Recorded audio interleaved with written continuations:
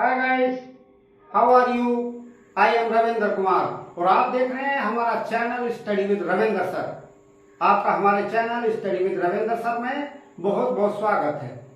देखिए गाइस, हम English grammar की स्टडी कर रहे हैं और इंग्लिश ग्रामर के अंतर्गत आज हम लेकर आए हैं एक ऐसा टॉपिक जिसमें अधिकांश स्टूडेंट डिफिकल्टी महसूस करते हैं। वो है guys Hindi to English translation. तो देखिए गाइस, हिंदी से इंग्लिश ट्रांसलेशन करने में अधिकांश स्टूडेंट को परेशानी होती है, उन्हें डिफिकल्टी पड़ती है। यदि आप इस डिफिकल्टी को सरल करना चाहते हैं, अर्थात स्टोरी बनाना सीखना चाहते हैं, तो आप हमारे चैनल से जुड़ें, हमारे चैनल को सब्सक्राइब करें। तो देखिए गाइस, आज का हमारा topic Hindi to English translation है और देखिए गाइस, चूंकि ये एक बड़ा चैप्टर है, सिर्फ 12 टेंस फॉर्म सीख लेने से ही हम पे स्टोरी बनानी नहीं आ जाएगी। इसमें कई सारे हमारे ऐसे चैप्टर हैं जो कि हमें सीखने हैं, पढ़ने हैं। तो देखिए गाइस, हमारे कितने चैप्टर हमें पढ़ने को मिलेंगे, कितने चैप्टर हम पढ़ पाने से स्टोरी बना पाएंगे। तो आप हमारे चैनल से जुड़े रहें और जितने भी चैप्टर हम इसमें आपको सिखाते हैं, पढ़ाते हैं, वो आप ध्यान से सुनिए, समझिए और मैं उम्मीद करूंगा कि आप स्टोरी बनाना सीख जाएंगे। तो देखिए गाइस, जैसे कि अभी मैंने आपको बताया है कि सिर्फ एक चैप्टर पढ़ लेने से ही हम पर स्टोरी बनानी नहीं आएगी, इसके हमें कई सारे चैप्टर जो है पढ़ने पड़ेंगे। तो आज का जो हमारा पहला चैप्टर है वो होता है गाइस स्टार्ट। तो देखिए गाइस, आज का हमारा हिंदी टू इंग्लिश ट्रांसलेशन के अंतर्गत हमारा पहला चैप्टर है टू बी का प्रयोग। अर्थात हम इस चैप्टर के अंतर्गत is, am, are, was, were और विल बी, शैल बी का प्रयोग कहां पे किया जाएगा, कैसे किया जाएगा, इन तीनों चीजों का अध्ययन हम इस चैप्टर के अंतर्गत करेंगे। देखिए गाइस, हमारी दो ऑक्सिलरीज वर्ब होती हैं, अर्थात दो सहायक क्रियाएं होती हैं। एक होती है गाइस प्राइमरी ऑक्सिलरीज वर्ब, दूसरी होती है मॉडल ऑक्सिलरीज वर्ब। देखिए गाइस, प्राइमरी ऑक्सिलरीज वर्ब के अंतर्गत हम तीन चीज पढ़ कर चलते हैं, जिसमें पढ़ते हैं बी, हैव और डू। बी के अंतर्गत गाइस हम पढ़ते हैं इज, एम, आर और प्रेजेंट टेंस में, और पास्ट टेंस में वाज, वर और फ्यूचर टेंस में विल बी, शैल बी। ये हम बी के अंतर्गत पढ़ते हैं या टू बी के अंतर्गत पढ़ते हैं। जबकि हैव के अंतर्गत प्रेजेंट टेंस में हैज, हैव पढ़ा जाता है, पास्ट टेंस में हैड पढ़ा जाता है, और तीसरी पढ़ते हैं डू। डू के अंतर्गत गाइस प्रेजेंट टेंस में डू, डज और पास्ट टेंस में हम डिड पढ़ते हैं। तो ये हमारी प्राइमरी ऑक्सिलरीज वर्ब हैं। जबकि मॉडल ऑक्सिलरीज वर्ब में can, could, may, might, must और टू इत्यादि जो है हम मॉडल वर्ब पढ़ते हैं। तो देखिए गाइस, आज का हमारा जो टॉपिक है वो यानी पहला चैप्टर है वो टू बी का प्रयोग है। तो इसके लिए हमने एक मेमोरी चार्ट बनाया है। इसके ट्रांसलेशन सीखने के लिए यानी इसके रूल्स को समझने के लिए हमने एक इसका मेमोरी चार्ट बनाया है। तो इसमें हमने 4 कॉलम बनाए हैं। पहला कॉलम सीरियल नंबर, दूसरा टेंस, तीसरा वर्ब और चौथा यूज ऑफ वर्ब। तो देखिए गाइस, यानी पहले नंबर पर यानी हमारा जो है यदि प्रेजेंट टेंस है तो उसमें गाइस हमें हेल्पिंग वर्ब या वर्ब जो है देखने को मिलेगी इज, एम, आर। और यदि गाइस पास्ट टेंस है तो हम बाज बार देखने को मिलेगी, और यदि फ्यूचर टेंस है तो गाइज उसमें विल बी शैल बी देखने को मिलेगी। तो गाइज आई के साथ हम एम का प्रयोग करेंगे। ही, सी, इट, दिस और थर्ड पर्सन के जो सिंगुलर सब्जेक्ट हैं, यानी थर्ड पर्सन में ही, सी, इट ही आते हैं, ये सिंगुलर सब्जेक्ट में माने जाते हैं। और इसके साथ हम इज लगाएंगे। बी, यू, दे और प्लूरल सब्जेक्ट के साथ हम आर का प्रयोग करेंगे प्रेजेंट टेंस में। जबकि पास्ट टेंस में आई और थर्ड पर्सन सिंगुलर सब्जेक्ट के साथ यानी ही, सी, इट के साथ हम वाज का प्रयोग करेंगे। बी, यू और थर्ड पर्सन का जो प्लूरल सब्जेक्ट यानी जो कि दे माना जाता है उसके साथ वर का प्रयोग करेंगे। जबकि गाइस फ्यूचर टेंस में आई बी के साथ शैल बी का प्रयोग करेंगे और अन्य सभी सब्जेक्ट के साथ विल बी का प्रयोग करेंगे। तो ये गाइस था हमारा इसका मेमोरी चार्ट। टू बी के इस प्रयोग के अंतर्गत आज हम सबसे पहले पढ़ेंगे प्रेजेंट टेंस के बारे में। तो देखिए गाइस प्रेजेंट टेंस अर्थात इज, एम, आर का प्रयोग हम कहां पे करेंगे इसके बारे में हम पढ़ेंगे। तो देखिए गाइस हम सबसे पहले पढ़ेंगे इसकी पहचान। पहचान क्या होगी कि वाक्यों के अंत में है, हूं, हो आदि शब्द आते हैं। यानी जैसे एग्जाम्पल हम देख सकते हैं कि मैं एक विद्यार्थी हूं, तुम एक अध्यापक हो, या वह एक अच्छा लड़का है। इस तरह के वाक्य गाइस हमें देखने को इस प्रेजेंट टेंस के वाक्यों के अंतर्गत हमें देखने को मिलेंगे। अब देखिए गाइस इसके शॉर्ट में हम रूल भी जान लेते हैं। तो रूल हमारे ये हैं कि आई के साथ हम एम का प्रयोग करेंगे, ही, सी, इट और सिंगुलर सब्जेक्ट के साथ इज लगाएंगे, और बी, यू, दे और प्लूरल सब्जेक्ट के साथ आर का प्रयोग करेंगे। हालांकि ये अभी हमने मेमोरी चार्ट में भी पढ़ा है।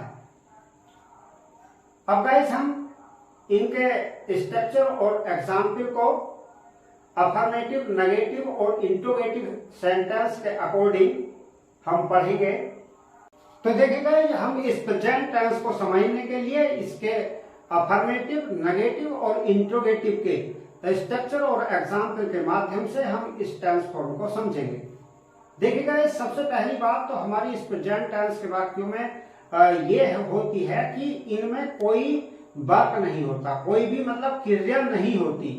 है, हूं, हो ये ही जो वर्ड होते हैं, इनकी जो अंग्रेजी इज, एम, आर होती है, ये ही शब्द जो है हमारी वर्ब का काम करते हैं। तो देखिएगा अब हम इनके अफर्मेटिव, नेगेटिव और इंट्रोगेटिव के स्ट्रक्चर और एग्जाम्पल के माध्यम से हम समझेंगे। तो देखिएगा सबसे पहले हम समझ लेते हैं अफर्मेटिव सेंटेंस को। तो देखिएगा इस अफर्मेटिव सेंटेंस का जो हमारा स्ट्रक्चर बनेगा वो किस प्रकार से बनेगा। सबसे पहले हम सब्जेक्ट रखेंगे, उसके पश्चात वर्ब रखेंगे। वर्ब अर्थात यानी इज, एम, आर में से रखना है, और उसके पश्चात गाइस ऑब्जेक्ट हमें लगाना है। तो देखिए गाइस हम इसके एग्जाम्पल को समझ लेते हैं। तो देखिए गाइस मैंने पहला एग्जाम्पल लिखा है कि वह एक अच्छा लड़का है। तो इस तरह से हमारा वाक्य है। दूसरा मैंने एग्जाम्पल लिखा है मैं तुम्हारा भाई हूं। तीसरा वाक्य लिखा है मैंने तुम एक विद्यार्थी हो। तो आप लोग देख रहे हैं कि इन वाक्यों में हमारा किसी भी प्रकार का कोई वर्क नहीं हो रहा है। तो ये हमारी जो है प्रेजेंट टेंस के वाक्यों की पहचान है, अर्थात इज, एम, आर के वाक्यों की पहचान है। तो देखिएगा हम किस प्रकार से बनाएंगे। सबसे पहले वह की अंग्रेजी रखेंगे यहाँ पर ही, उसके पश्चात हम गाइस रखेंगे वर्ब यानी है। ही के साथ गाइस बताया जा चुका है सिंगुलर सब्जेक्ट है, इज का प्रयोग होगा, ही, इज, और उसके पश्चात हमारा आएगा इसमें ऑब्जेक्ट यानी ही गाइस हमारा सब्जेक्ट है और है हमारी वर्ब है, और एक अच्छा लड़का हमारा इसमें ऑब्जेक्ट है। तो यानी ही इज ए गुड और बॉय। तो इस तरह से गाइस हमारे इस सेंटेंस की ट्रांसलेशन हो गई। उसके बाद नेक्स्ट अगले सेंटेंस को देख लेते हैं। मैं तुम्हारा भाई हूं। तो यानी सबसे पहले मैं की अंग्रेजी आई, और आई के साथ गाइस बताया जा चुका है एम का प्रयोग करेंगे, आई एम, और उसके पश्चात तुम्हारे की अंग्रेजी योर, और उसके पश्चात हम गाइस लाएंगे भाई की अंग्रेजी ब्रदर। तो इस तरह से गाइस दूसरे सेंटेंस की ट्रांसलेशन हो गई। नेक्स्ट तीसरे सेंटेंस को देख लेते हैं। तीसरा सेंटेंस है तुम एक विद्यार्थी हो। तो गाइस सबसे पहले हम तुम की अंग्रेजी रखेंगे यू, उसके पश्चात गाइस चूंकि तुम एक प्लूरल सब्जेक्ट है तो इसके साथ हम लगाएंगे आर, यू आर, फिर ए स्टूडेंट। तो इस तरह से गाइस हमने ये अफर्मेटिव सेंटेंस के वाक्य बनाए। उसके पश्चात नेगेटिव सेंटेंस का गाइस हमारा स्ट्रक्चर है, यानी सबसे पहले हम सब्जेक्ट रखेंगे, उसके पश्चात इज आर एम में से लगाएंगे। अगर सिंगुलर सब्जेक्ट होगा तो इज, प्लूरल होगा तो आर और आई होगा तो एम रखेंगे। उसके बाद हम गाइस लगाएंगे नोट और फिर गाइस हम रखेंगे इसका ऑब्जेक्ट। अब गाइस हम इसके एग्जाम्पलों को देखेंगे। तो एग्जाम्पल है गाइस, मैं एक डॉक्टर नहीं हूँ। तो देखिए गाइस, सबसे पहले मैं की अंग्रेजी आएगी आई, और आई के साथ गाइस हम जानते हैं एम का प्रयोग करते हैं, और उसके पश्चात गाइस हम नोट लगाएंगे और फिर ए डॉक्टर। तो इस तरह से गाइस इस सेंटेंस की भी ट्रांसलेशन हो गई। नेक्स्ट गाइस हम दूसरे सेंटेंस को जान लेते हैं। दूसरा सेंटेंस है तुम एक खिलाड़ी नहीं हो। तो इसकी ट्रांसलेशन गाइस हम किस प्रकार से करेंगे। तो सबसे पहले तुम की अंग्रेजी आएगी हमारी यू, उसके पश्चात हम आर रखेंगे, चूंकि यू हमारा प्लूरल सब्जेक्ट है, यू आर, फिर नॉट, और उसके बाद गाइस हम ए और फिर प्लेयर। तो इस तरह से गाइस ये सेंटेंस हमारा बन गया। यह मेरा कलम नहीं है।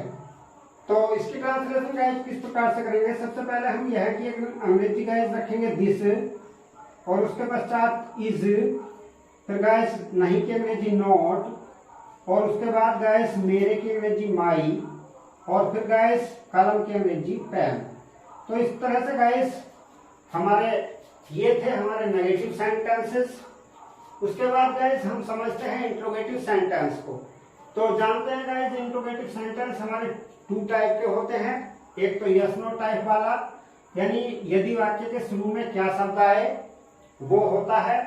दूसरा होता है गाइस वाई टाइप वाला, यदि वाक्य के बीच में कोई भी प्रश्नवाचक शब्द आए। तो गाइस सबसे पहले हम स्ट्रक्चर जान लेते हैं यस नो टाइप वाले का।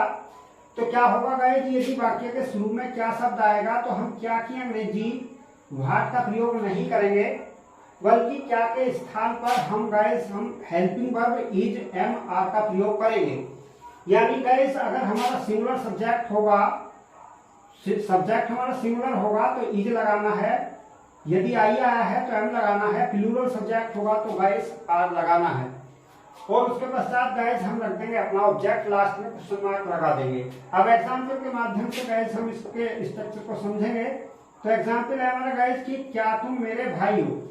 तो सबसे पहले गाइस हम क्या के बाद वाले सब्जेक्ट को देखेंगे। क्या के बाद वाला जो सब्जेक्ट है वो तुम है, और तुम हमारा प्लूरल सब्जेक्ट है, तो इसलिए गाइस यहाँ पे आ जाएगा हमारा पहले आर, और फिर गाइस आएगा तुम के अंग्रेजी यू, आर यू। उसके बाद यहाँ पे गाइस मेरी के अंग्रेजी आएगी माई, और उसके बाद गाइस आएगी ब्रोदर, भाई की अंग्रेजी brother, are you my brother. इस तरह से गाइस ये हमारा इस सेंटेंस की ट्रांसलेशन हो गई। उसके बाद गाइस हम समझ लेते हैं दूसरे सेंटेंस को। दूसरा सेंटेंस है गाइस हमारा कि क्या वह एक मंत्री है। तो गाइस सबसे पहले हम क्या के बाद वह जो रखा है इसकी अंग्रेजी रखेंगे। तो क्या के बाद वह जो रखा है हमारा, इसके अकॉर्डिंग हम क्या की अंग्रेजी रखेंगे। तो ये गाइस है हमारा क्या के बाद वाला जो सब्जेक्ट वह आ रहा है, ये एक सिंगुलर सब्जेक्ट है, तो इसलिए गाइस यहाँ पे रखा जाएगा इज, और उसके बाद वह की अंग्रेजी ही, उसके बाद गाइस ए, फिर गाइस मंत्री की अंग्रेजी मिनिस्टर। तो इस तरह से गाइस हमारे इस सेंटेंस की भी ट्रांसलेशन हो गई। नेक्स्ट गाइस हम समझेंगे वाई टाइप वाले वाक्यों के स्ट्रक्चर को। तो देखिए गाइस सबसे पहले हम वाक्य में जो भी हमारा क्वेश्चन वर्ड आएगा वो रखेंगे। उसके पश्चात हम देखेंगे अपना सब्जेक्ट की वो सिंगुलर है या प्लूरल, तो उसके अकॉर्डिंग हम helping verb is, are, am रखेंगे, और उसके बाद सब्जेक्ट लगाएंगे, फिर गाइस हम लगाएंगे ऑब्जेक्ट। तो देखिए गाइस इसके एग्जाम्पल है हमारे, जैसे तुम गरीब क्यों हो। तो सबसे पहले गाइस हम क्यों की अंग्रेजी रखेंगे जो कि भाई होती है। उसके पश्चात गाइस हम तुम की अंग्रेजी, तुम के अकॉर्डिंग हम हो की अंग्रेजी रखेंगे। तुम चूंकि प्लूरल सब्जेक्ट है तो इसलिए गाइस इसके साथ आ रहेगा, और उसके बाद तुम की अंग्रेजी रखेंगे यू, और फिर यहाँ पे पुअर, गरीब की अंग्रेजी पुअर। तो इस तरह से गाइस हमारे इस सेंटेंस की ट्रांसलेशन हुई। फिर नेक्स्ट दूसरे नंबर का जो है तुम्हारा घर कहाँ है। तो सबसे पहले कहाँ की अंग्रेजी वेयर, और फिर गाइस क्योंकि तुम्हारा घर सिंगुलर सब्जेक्ट है तो इसलिए इज, फिर तुम्हारे घर की योर, और फिर गाइस इसकी घर की अंग्रेजी हाउस। तो इस तरह से गाइस ये हमारा था प्रेजेंट टेंस अर्थात इज एम आर का प्रयोग। अब गाइस हम समझेंगे पास्ट टेंस को। तो देखिए गाइस अब हम समझेंगे इसके दूसरे टेंस फॉर्म पास्ट टेंस को। तो देखिए गाइस सबसे पहले हम पास्ट टेंस अर्थात यानी बाद वर्ग के प्रयोग को समझेंगे। तो सबसे पहले गाइस हम जानेंगे इसकी पहचान को। तो पहचान क्या होती है गाइस कि वाक्यों के अंत में था, थी, थे आदि शब्द हमारे इसमें देखने को मिलते हैं। जैसे वह एक डॉक्टर था, तुम एक खिलाड़ी थे, इस तरह के वाक्य हमारे इसमें देखने को मिलते हैं गाइस। तो देखिए गाइस हम रूल्स ऑफ ट्रांसलेशन जान लेते हैं।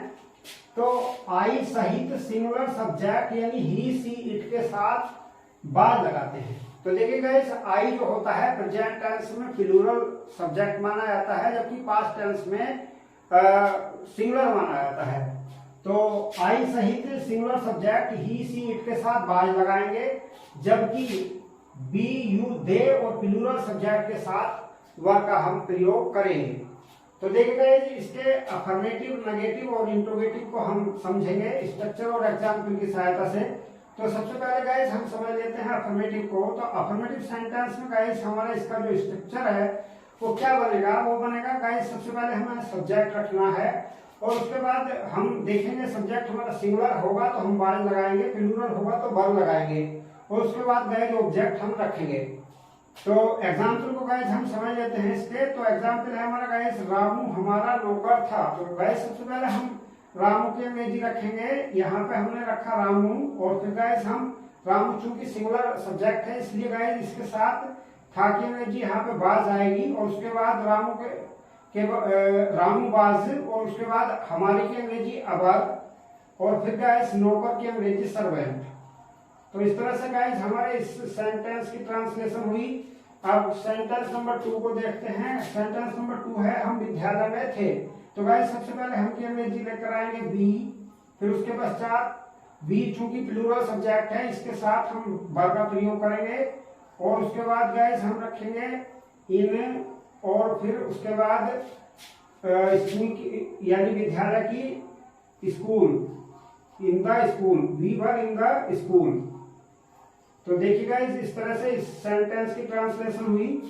उसके बाद देख लेते हैं सेंटेंस नंबर 3 को। तो वह एक डॉक्टर था। तो सबसे पहले गाइस हम वह की अंग्रेजी रखेंगे ही, चूंकि सिंगुलर सब्जेक्ट है इसलिए गाइस इसके साथ वाज का प्रयोग होगा। तो ही वाज ए डॉक्टर। तो इस तरह से गाइस हमारे ये सेंटेंस थे हमारे अफर्मेटिव। और उसके बाद गाइस नेगेटिव सेंटेंस को समझने के लिए इसके स्ट्रक्चर को जान लेते हैं। इसमें स्ट्रक्चर में गाइस सिर्फ ये रहेगा कि इनके बाद बाज और वर्ब के बाद नोट का हम प्रयोग कर देंगे, यानी पूरा हमारा जो स्ट्रक्चर बनेगा सबसे पहले सब्जेक्ट, फिर बाज वर्ब, फिर नोट, फिर ऑब्जेक्ट। और इसके गाइस एग्जाम्पल। तो एग्जाम्पल पहला है वह मूर्ख नहीं था। तो सबसे पहले गाइस वह की अंग्रेजी ही, उसके बाद बाज, और उसके बाद नहीं की अंग्रेजी नॉट, और उसके बाद गाइस मूर्ख की अंग्रेजी फुलिश का प्रयोग करेंगे। ये सेंटेंस हमारा बन गया। नेक्स्ट सेंटेंस नंबर 2, तुम घर पर नहीं थे। तो सबसे पहले तुम के अंग्रेजी यू, फिर वर, और फिर नॉट, और पर के लिए एट, और home, you were not at home. तो इस तरह से गाइस दूसरा ट्रांसलेशन, दूसरे वाक्य की ट्रांसलेशन हो गई। उसके बाद तीसरा सेंटेंस वह एक ईमानदार व्यापारी नहीं था। तो गाइस सबसे पहले वह की अंग्रेजी ही, उसके बाद चूंकि ही सिंगुलर सब्जेक्ट है इसके साथ बाज का प्रयोग होगा, ही बाज, फिर नहीं की अंग्रेजी नॉट, और चूंकि यहाँ पे ईमानदार वर्ड है, ईमानदार ऑनेस्ट होती है, तो इसके लिए एन का प्रयोग होगा, एक की अंग्रेजी एन, ऑनेस्ट। और उसके बाद गाइस व्यापारी की अंग्रेजी होती है मर्चेंट। तो इस तरह से गाइस MERCHANT मर्चेंट ये हो गया। तो इस तरह से गाइस ये हमारे नेगेटिव सेंटेंस हुए। तो देखिए गाइस, जब हम समझेंगे इंट्रोगेटिव सेंटेंस को तो सबसे पहले समझेंगे गाइस यस नो टाइप वाले वाक्य को, यानी यदि वाक्य के शुरू में क्या है। तो इसका स्ट्रक्चर गाइस हमारा होगा, सबसे पहले हम क्या के स्थान पर बाज वर्ब का प्रयोग करेंगे सब्जेक्ट के अकॉर्डिंग। सिंगुलर सब्जेक्ट होगा तो बाज, प्लूरल होगा तो वर्ब, और उसके बाद गाइस ऑब्जेक्ट हम रखेंगे लास्ट में। अब हम इसका एग्जाम्पल ले लेते हैं। तो देखिए गाइस, यहाँ पे हमारा एग्जाम्पल है, क्या वह तुम्हारा मित्र था। तो सबसे पहले गाइस हम देख रहे हैं कि क्या के बाद वाला जो सब्जेक्ट आ रहा है वो सिंगुलर है, तो इसलिए गाइस यहाँ पे बाज का प्रयोग होगा। फिर वह की अंग्रेजी ही, और उसके बाद तुम्हारे की अंग्रेजी योर, और फिर गाइस यहाँ पे आ जाएगी मित्र की अंग्रेजी फ्रेंड। तो इस तरह से गाइस ये हमारा जो है ट्रांसलेशन हुआ। उसके बाद एग्जाम्पल नंबर 2 है हमारा, क्या तुम उसके भाई नहीं थे। तो देखिए गाइस, कभी कभी ऐसा हो जाता है कि इसमें वाक्य इंट्रोगेटिव नेगेटिव हो जाता है, यानी वाक्य प्रश्नवाचक नहीं वाला हो जाता है। तो यदि वाक्य हमारा प्रश्नवाचक नहीं वाला है, यानी देखो इसमें क्या भी आ रहा है और नहीं शब्द भी आ रहा है, तो हम सबसे पहले गाइस यहाँ पर क्या के स्थान पर तुम के अकॉर्डिंग, चूंकि तुम प्लूरल सब्जेक्ट है इसलिए वर्ब का प्रयोग होगा, और उसके पश्चात तुम की अंग्रेजी रखेंगे हम यू, यानी वाक्य इंट्रोगेटिव नेगेटिव है तो नोट जो रखा जाएगा वो सब्जेक्ट के बाद रखा जाएगा, तो वर यू नोट। और उसके पश्चात हम रखेंगे उसके के अंग्रेजी हिज का प्रयोग भी कर सकते हैं, यहाँ पर हर का प्रयोग भी किया जा सकता है। तो यहाँ पे हमने इस तरह से ट्रांसलेशन की इस वाक्य की, were you not his brother. Next उसके बाद हमारा वाई टाइप आ जाता है। इसका स्ट्रक्चर होगा हमारा, सबसे पहले क्वेश्चन वर्ड, फिर बाज वर्ब, फिर सब्जेक्ट, फिर ऑब्जेक्ट, और लास्ट में क्वेश्चन मार्क। तो इसका एग्जांपल है गाइस, तुम्हारी साइकिल कहाँ थी। तो इस तरह से हमें इस सेंटेंस को ट्रांसलेट करना है। तो गाइस सबसे पहले हम कहाँ की अंग्रेजी यहाँ पे रखेंगे वेयर, और उसके बाद गाइस यहाँ पे तुम्हारी साइकिल चूंकि सिंगुलर सब्जेक्ट में मानी जा रही है, तो इसलिए गाइस यहाँ पे वाज का प्रयोग करेंगे। तो वेयर वाज, और फिर तुम्हारी की अंग्रेजी योर, और उसके बाद गाइस यहाँ पे आ जाएगी साइकिल, CYCLE साइकिल। तो इस तरह से गाइस इस सेंटेंस की ट्रांसलेशन कंप्लीट हुई। नेक्स्ट एग्जांपल नंबर 2 को देख लेंगे, आप कल कहाँ थे। तो गाइस सबसे पहले कहाँ की अंग्रेजी आएगी आपकी वेयर, आप या तुम एक ही बात है, तो इसलिए इसकी अंग्रेजी तो आप या तुम की अंग्रेजी यू होती है, यू प्लूरल में माना जाता है। तो इसलिए गाइस यहाँ पे तुम के अकॉर्डिंग हम वर्ब का प्रयोग करेंगे, और फिर उसके बाद यू, और उसके बाद गाइस कल, चूंकि आने वाले कल की बात नहीं, बीते हुए कल की बात है, और इसलिए इसकी अंग्रेजी यस्टरडे का प्रयोग किया जाएगा, वेयर वर यू यस्टरडे। तो इस तरह से गाइस ये हमारे पास्ट टेंस की ट्रांसलेशन भी कंप्लीट हुई। प्रेजेंट टेंस पास्ट टेंस में अंतर सिर्फ इतना है कि उसमें इजारम का प्रयोग होता है, इसमें बस बाज वर्ब का प्रयोग कर देते हैं। देखिए गाइस, अब हम समझेंगे इसके तीसरे सेंटेंस यानी फ्यूचर टेंस को। तो देखिए गाइस, फ्यूचर टेंस के अंतर्गत हम समझेंगे विल बी, शैल बी के प्रयोग को। तो देखिए गाइस, सबसे पहले हम पहचान को जान लेते हैं। तो इन वाक्यों के अंत में होगा, होगी, होगे आदि शब्द जो है हमें देखने को मिलेंगे। अब देखिए गाइस, रूल्स ऑफ ट्रांसलेशन क्या है इसका, यानी आई बी के साथ शैल बी का प्रयोग करेंगे और अन्य सब्जेक्ट के साथ विल बी का प्रयोग करेंगे।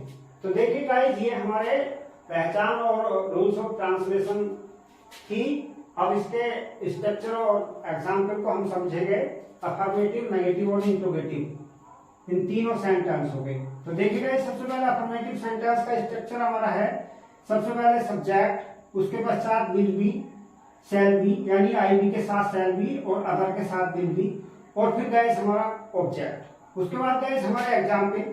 तो एग्जाम्पल है हमारा वह एक वकील होगा। तो गाइस कैसे इसकी जो है हमारी ट्रांसलेशन होगी, तो सबसे पहले वह के अंग्रेजी ही रखेंगे, और उसके बाद गाइस यहाँ पे ही के साथ विल बी का प्रयोग करेंगे, ही विल बी, और फिर गाइस ए, और यहाँ पे वकील की एडवोकेट।